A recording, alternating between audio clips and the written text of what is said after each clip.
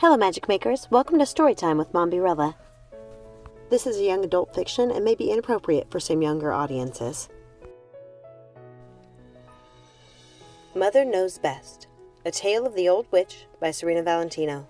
Copyright Disney Enterprises Incorporated, 2018. Chapter 22. Which Witch is Which? Part 2. Lucinda smiled. Go ahead, Ruby. Show her. She said it in a very serious, matter-of-fact tone, causing all the women in the room to stop their theatrics and turn their attention to her. Don't be nervous, dear. Gothel can't hurt you, she said reassuringly. After all, Gothel isn't even a witch. Ruby and Martha gasped, and Gothel looked as if she had been smacked in the face. She was hurt by hearing Lucinda say this aloud. She had known it was true. She had known it in her heart. But to hear Lucinda say it like that, with so much malice, made it seem real for the first time. Gothel stood there just looking at them, really looking at them for the first time since they'd come back. Sometimes, we create images of the people we love and hate in our minds, and those images override what we see with our eyes.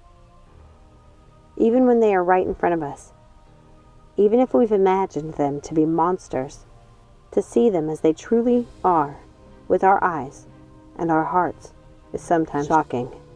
Gothel was seeing the Odd Sisters differently, more clearly. She was seeing them for who they were on that day, not as the young girls she carried in her memories, or the villains she'd made of them to be while they were away.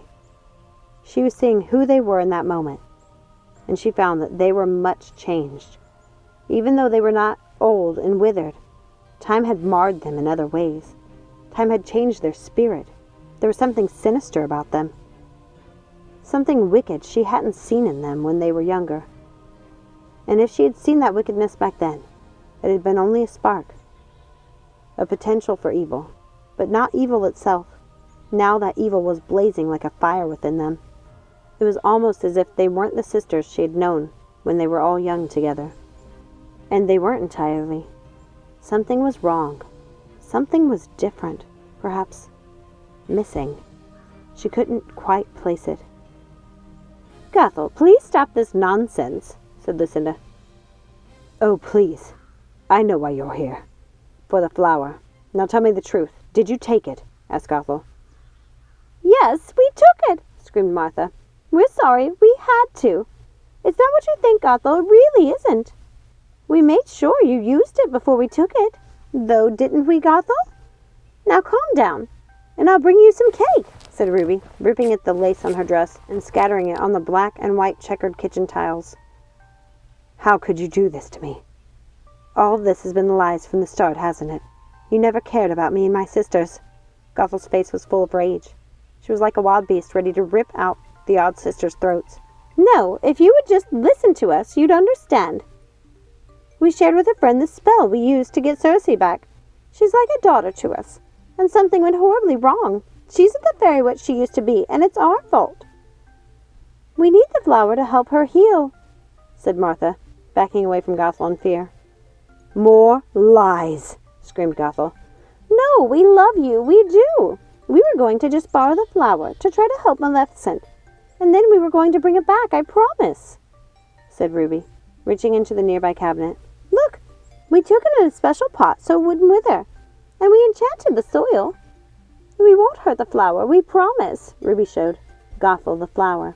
Look, we took every precaution. We know how much the flower means to you. We would never do anything to hurt it or you. Why didn't you just ask me for the flower? Why try to steal it? Asked Gothel. Ruby and Martha were pacing around the room, fretting and ripping at their dresses and tearing the feathers out of their hair. We don't know. We don't know. Oh, Gothel, we're so sorry. Sisters, be quiet, yelled Lucinda. Look at you. You look dreadful. Stop that at once. I won't have you begging this sorry excuse for a witch for forgiveness. Why do you really need the flower? Please, tell me, said Gothel, crying. Please, Gothel, stop your crying at once. We're telling you the truth. We need it for our friend, said Lucinda, who looked extremely vexed at being surrounded by hysterical women. But what about me? I'm your friend. You say I'm like a sister, yet my actual sisters have been dead for hundreds of years. and you've done nothing to help me bring them back. They're lying in the cellar with what's left of my family's legacy, as I molder away in this prison of a house. I feel like Jacob must have felt while waiting for my mother to summon him. That's what I do, wait for you to come and swoop in and tell me everything will be okay, and it never is. Gothel, you could have pored over your mother's books and found a way to wield her magic. All the answers are in those books you have stashed away in your library. If you really want to save your sisters, you would have found a way. You could have learned the spells. You could have found a witch to teach you. But you never did. It's your fault, not ours, said Lucinda. You were supposed to be those witches. You don't think I've heard the stories about you, things you did while I slept. You think you can hide who you've become from me? It wasn't hard to put all the gossip together. Triplet witches, terrorizing little girls. Your treachery is legendary. Now, you're telling me you've made a mistake with the Dragon Witch. The Dragon Witch who destroyed the entire fairylands. Who are you really? Lucinda's rage was starting to mount. We're your sisters. We love you. Now stop this nonsense. But Gothel was still in hysterics. She wanted answers. She was determined to find that the Odd Sisters had betrayed her in some way. Tell me how Circe died. Tell me what happened to her. In one letter, you say she was lost. In another, she died. Now you say you have her back. Tell me the truth. Gothel's face was splotchy and red. Her eyes were swollen from crying. Gothel, I will tell you, but you have to calm down and really listen to me. She was killed when Maleficent destroyed the fairylands. It looked as if it hurt Lucinda to say it aloud, like the words ripped at her heart. Gothel's eyes widened. The same Maleficent you're trying to help now. She killed your sister, and you're trying to help her. By Hades, you're either lying to me, or you're more foolish than I thought. Either way, you couldn't possibly care for me if you're willing to betray me for the witch that killed your sister.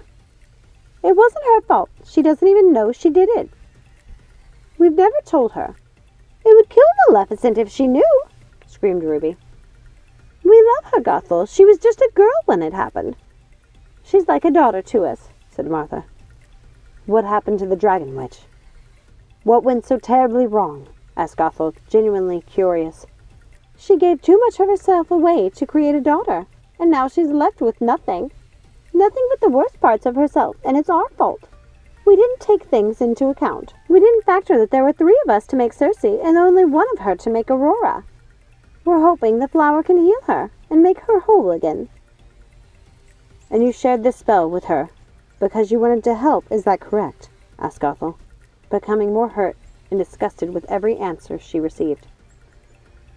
Yes, we did, but it went horribly wrong. She's more alone than ever, said Lucinda. You're vile witches who destroy everything you touch.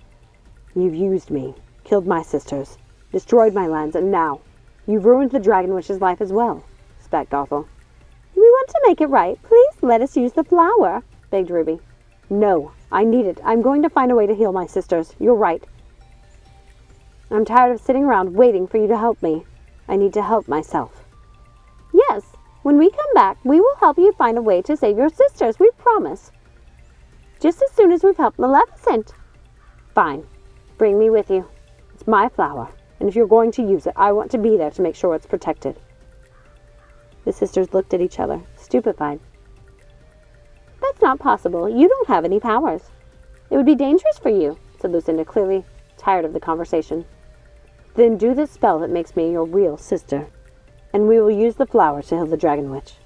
And then we'll heal my sisters together. Gothel was desperate. She knew the Odd Sisters were powerful witches, and there really wasn't anything she could do to keep them from taking the flower. If you knew how magic worked, Gothel, you'd understand we can't do that. Not all at once. At any rate, there must be time between powerful spells. Gothel looked down at the floor.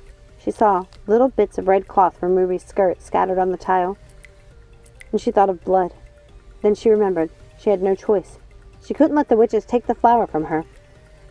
It was her only source of magic, her only chance to save her sisters. She said the words and wished with all her being they would help and guide her.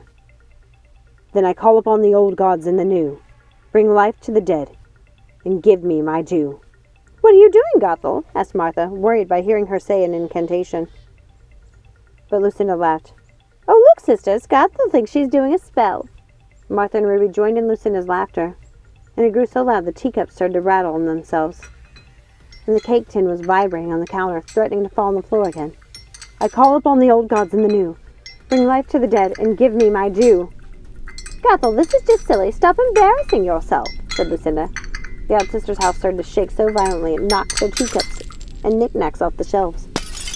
Sister, stop your laughing, said Lucinda, realizing it wasn't their laughter that was causing their house to shake. It was Gothel's spell. The house was shaking so powerfully the windows were bursting out of their frames, and the odd sisters had to hold on to each other to keep from falling. Gothel, what are you doing? Stop this! I call upon the old gods and the new. Bring life to the dead and give me my due. Gothel screamed the incantation, her face transforming into something sinister. The odd sisters had never seen her like this before. She looked like an entirely different person, focused, confident, queen of the dead, and utterly terrifying. It was as if she was channeling her mother. Gothel flicked her hand, causing the flower pot to fly out of Ruby's hand and into hers with such a powerful force the pot cracked in it on impact. Gothel! I call upon the old gods and the new. Bring life to the dead and give me my due. Gothel pushed the hair away from her face in the way her mother always had. When she was about to do powerful magic, she gathered all her hate and pain and felt it surging through her body. She could actually feel it. It was like a white-hot balloon in her stomach that was growing so large she could no longer contain it. She felt her hands shake and realized the rage would consume her if she didn't release it. She reached out her hands, which looked familiar and yet other to her. They looked like her mother's, and she released a torrent of lightning into the floor, causing the house to shake more violently than before. Gothel, stop! You're going to kill all of us! The witches could see the earth outside exploding violently, bringing forth a legion of skeletal creatures that swarmed the odd sisters' house, clamoring to get through the doors and windows. The sound of their bony fingers scratching on the windows and wood was terrifying. Their awkward and broken bodies were pouring through every broken window like a plague. Gothel, no! Tell them to stop! You will never have the flower, screamed Gothel. Never. She stretched out her hand, grasping at the air, tightening her grip on something invisible, causing the odd sisters to fall to their knees and scream in pain as she brought her hand down in a quick motion. Keep still, witches. Gothel, please stop it. We don't want to hurt you. Gothel laughed. Look at poor powerless Gothel now. What was it you called me? Silly. Lucinda's face was filled with pain. She struggled against Gothel's spell and slowly got to her feet. Gothel, stop this at once! She slammed Gothel with a powerful blast, causing Gothel to fly backwards through the large kitchen window and smash against the apple tree in the witch's garden. The blast scattered the skeletons in every direction, rendering most of them to dust. Gothel found herself lying in the wildflowers, littered with the remains of her minions. She was covered in bruises and had deep gashes on her arms from going through the odd sister's kitchen window. She thought her face might be bleeding as well. She wasn't sure. She just lay there, staring at the odd sister's house as it rose into the sky. She sat up, clutching the flower pot in one hand and flinging her other hand at the odd sisters, trying to direct lightning at them, but nothing came forth. There was no lightning. There was no magic. She watched them, with their bug-eyed expressions of astonishment, disappearing into the clouds and from her life. Thank you so much for listening. Please remember, like, subscribe, ring that notification bell, share with a friend, comment down below. And remember, let it go and keep moving forward. Have a magical day. Bye.